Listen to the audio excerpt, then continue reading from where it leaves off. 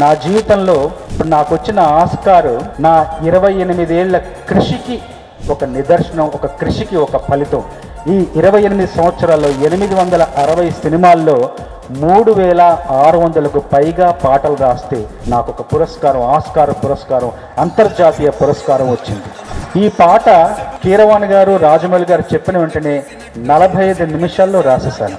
కానీ ఆ పాట పూర్తవడానికి, ఆ పాట పూర్తిగా రికార్డ్ అవ్వడానికి 19 నెలలు పట్టింది. సంవత్సరం మీద 7 నెలలు పట్టింది. ఆ 19 నెలలు సహనంతో, ఓర్పుతో, సంయమనంతో వ్యవహరిస్తే కానీ ఆ పాట పూర్తవలేదు. నాకు ఒక్కొక్క భయం వేసింది.